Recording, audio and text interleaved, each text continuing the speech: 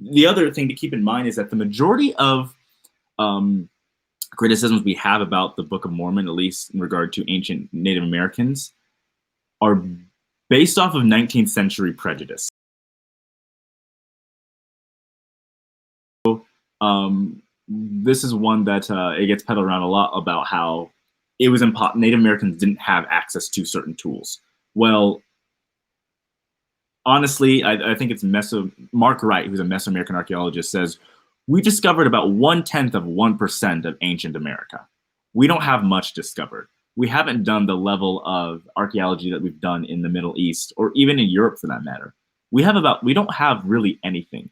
And so, I mean, we're trying to make very bold claims and prove or disprove ancient documents based upon very limited information. But from what we can say about the Book of Mormon, with the limited amount we have, we've got some good stuff. If it was made up, we wouldn't have those things. If it was made up. Wait a minute, because if we look at other historical documents like the Iliad and the Odyssey, we can say that a lot of the things written in those books, we can say the same thing about. Like there's a lot of true things in there, but there's also a lot of false things. And we don't consider them to be historically accurate just because some of the stuff it says is true. We don't. Well, I don't think the Iliad and the Odyssey have direct locations named that weren't discovered like until hundreds and hundreds of years after.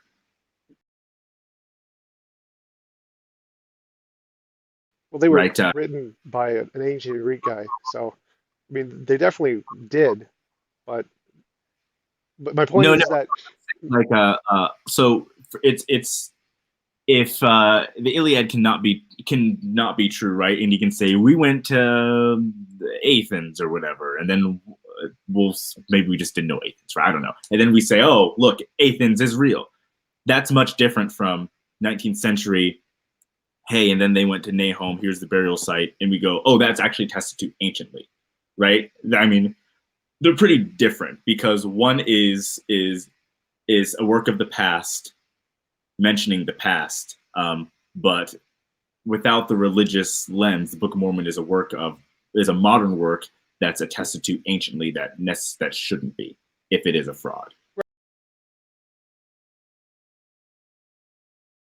But my point is just that we take any historical document at all and we see that it has some true things we don't then say, well, the other things it says are also true. So like the Iliad and the Odyssey mentions things like Troy and Troy existed, but it also mentions things like Cyclops and Sirens. We don't grant that the Cyclops and Sirens are true just because we know Troy is true.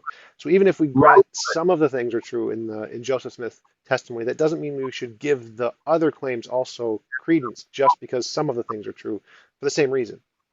But I mean, obviously, there's a big difference between cyclopses and burial sites, right? If the Book of Mormon was saying, "Hey, guess what? I went to the southeast side of Jerusalem and saw the synagogue of the star, and we discovered that there's a synagogue with a star in the southeast corner." Then he says, "And that's when the goblins came and tried to steal the moon." You would go, "Okay, he's all right. It's nonsense." But the claim isn't that. The claim is very specific geography, and the most outlandish claims of the Book of Mormon are nothing to the level of, orcs, right? I mean, the most outlandish claims of the Book of Mormon that are criticized are horses and wheat.